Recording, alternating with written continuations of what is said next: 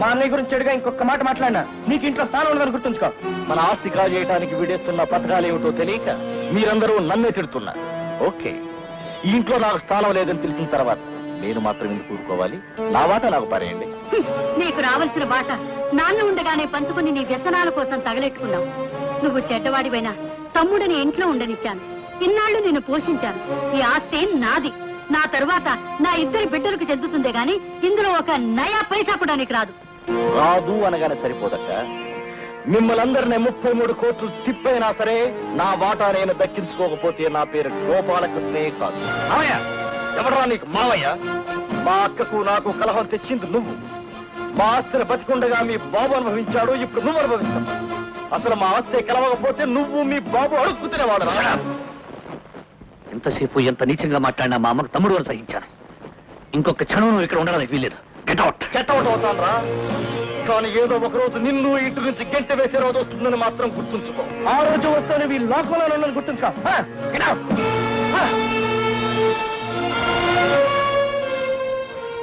తొందరపడ్డానమ్మా. లేదు బాబు, ఈ ఇంట్లో మనుషులకు తప్ప మృగాలకు చోట్లేదని నిరూపించావు.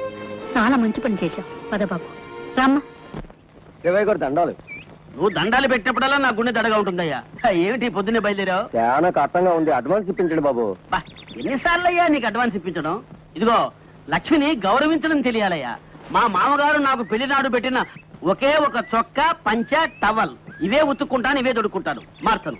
ఇదిగో, చెప్పుల జత కూడా ఎప్పుడన్నా ఏదైనా రాళ్ళు, రప్పలు, ముళ్ళు ఉంటే తప్ప ఉపయోగించను.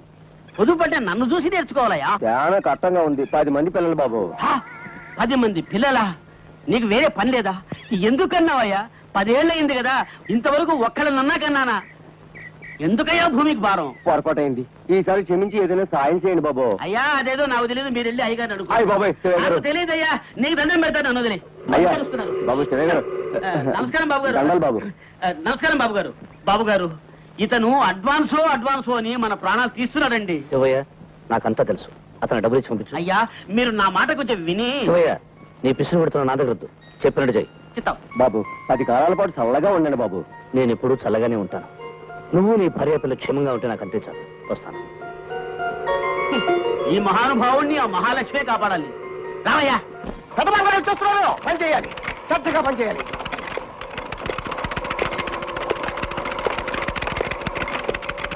దండాలు బాబు గారు. నమస్తే. సంగే బాగున్నారా? బాగుందండి. మీరు ఇచ్చిన డబ్బుతో ఆయన ఆరోగ్యం బాగింది బాబు. అంతా మీదయ్యా. వస్తాను.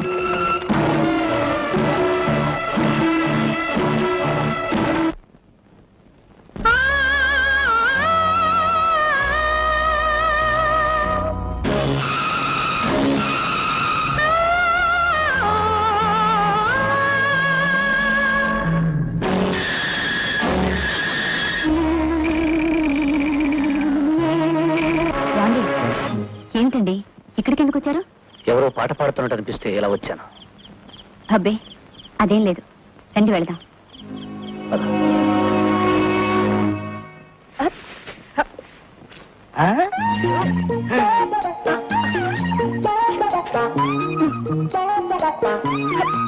గౌరీ, గౌరీ, అదైతే నిన్ను ఎలా చూస్తుంటే నా మనసంతా మజ్జిగల కొట్టాడు గిలగిలగిలగిలాడిపోతుంది. ఏం చేత ఒంట్లో పైత్యం ఎక్కువైతే అట్టగే ఉంటుందిలేండి.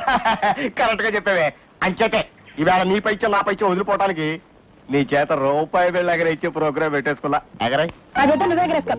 గౌరీ, గౌరీ, గౌరీ, ఆగు. ఇది నీ చేతితో నువ్వే ఎగరేయాలి. తీసుకో, ఎగరై చెప్తాను. ఎగరై. ఏం పడిందే? బొరుసు. బొరుసా? అమ్మని నువ్వు భలే అదృష్టవంతురాలివే. అమ్మ పడితే నీతో కాలు జారాలని, బొరుసు పడితే నేను ముద్దెట్టుకోవాలని నేను ప్రోగ్రామ్ పెట్టుకున్నానే.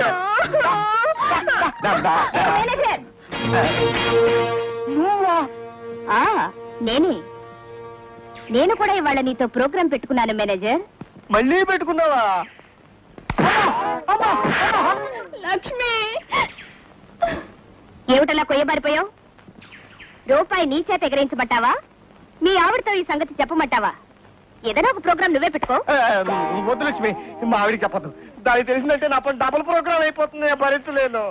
మళ్ళీ ఎప్పుడైనా గౌరీ చేత రూపాయి ఎగరేస్తావా? తప్పు ఎగరాయించను.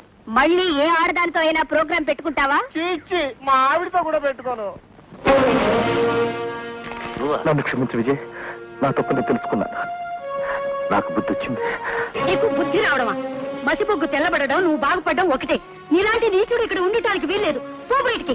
అక్క, తల్లి తర్వాత తల్లి లాంటి దాన్ని ఇక్కడి నుంచి వెళ్ళిన తర్వాత భోజనానికి కూడా కరువైపోయింది. నన్ను క్షమించక్క. ఇప్పుడు క్షమించమంటున్నావు? ఆ రోజు ఇంటి నుంచి వెళ్ళేటప్పుడు ఏం కూసావు? మేము మర్చిపోయి అనుకున్నావా? తమ్ముడు, అమ్మా, మామయ్య మారేనని చెప్తున్నాడుగా, ఈ ఒక్కసారికి. నీకు తెలియదు బాబు, మంటల్లో పడ్డ పాముని బయటికి లాగితే అది తీసిన వాడిని ముందు కాటు వేస్తుంది. పశ్చాత్తాపం చెంది క్షమించమని అడిగినప్పుడు కాదనడం భావ్యం కాదమ్మా. ఈ ఒక్కసారికి మామయ్యని క్షమించు. అలాగే బాబు, నువ్వు మారామన్న నమ్మకంతో కాదు, ఇంటికి పెద్ద కొడుకు క్షమించమంటున్నాడు కాబట్టి ఒప్పుకుంటున్నాను. రామామయ్య భోంచేద్దాం. యాయ్ రారా, కూర్చో, వడ్డిస్తాను. శ్రీ మహాలక్ష్మి. అయ్యో, ఏమిటా కూర్చోవడం? కొత్తగా అడుగుతావేమిటే? చతికిలబడి కూర్చుంటే పంచి అరిగిపోదు. రేపు నీ చుట్టాలు ఎవరన్నా తస్తే తప్ప మా మామగారు నాకు కొత్త పంచి కొనిపెట్టాడు. నా మొహం మన్నట్టే ఉందిలే. అరే, కాకేశం ఏంటి? నా పళ్ళేది? పళ్ళు కడుగుదామని బావ దగ్గర పెట్టాను. రాత్రి కుక్కెత్తుకుపోయింది. కుక్కెత్తుకుపోయిందా? నీ మొహం మండా, అది మా తాతల నాటి కంచమే. అయితే పీడ వదిలిందిలే. వేడి వేడిగా వడలు చేశాను, హాయిగా. వడలు చేసావా? ఎందుకే ఖర్చు? పొద్దున్నే హాయిగా సద్దెన్నం పెట్టక. నీ పిసినారుతనం పాడుగాను. ఎందుకయ్యా సంపాదిస్తున్నావు తినడానికి తప్ప? మనకేమన్నా పిల్ల పాప? పుడతారులే, ఇంకా నేను అనుకోవడం లేదు. అనుకుంటూనే ఉన్నావులే 10 ఏళ్ల నుంచి. తిను వడలు. అవునొద్దు, ఒకటి చాలు. తినడానికైనా అదృష్టం ఉండాలి. నీ కర్మ. తిను. ఓన్లే, నీ సొమ్మేం పోయింది. ఎంత నిగినిగిలాడుతోంది. ఎంత నూనె వేసావే? ఉండు చూద్దాం.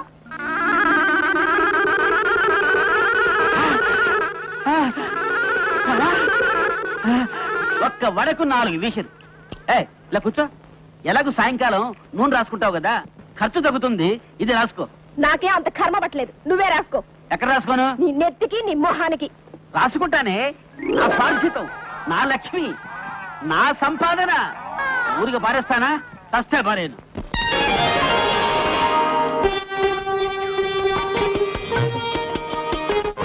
ఏమిటండి రోజు చూస్తున్న ఈ పూల మీద మీకు తనివి తీరడం లేదా? ఇవి పువ్వులు కాదు శారదా, ఆ భగవంతుడి నవ్వులు. మనిషి బ్రతికేది ఎంతకాలమైనా జీవితం పువ్వులా పరిమళించాలని ఆ భగవంతుడు మనుషుల మధ్య ఈ పువ్వుని సృష్టించాడు తెలుసా? ఈ పువ్వులు ఏదో ఒక రోజున మిమ్మల్ని పెద్ద కవిగా మార్చేస్తాయేమో. మళ్ళంటి పేదాలు కట్టాలని తాము కట్టాలుగా భావిస్తున్నారు కనుకనే ఆ బాబు గారికి బంగారు లాంటి పెళ్ళాన్ని ప్రసాదించాడు ఆ దేవుడు. ఆ ఇద్దరిని చూస్తుంటే సీతారాముని గుర్తొస్తున్నారే.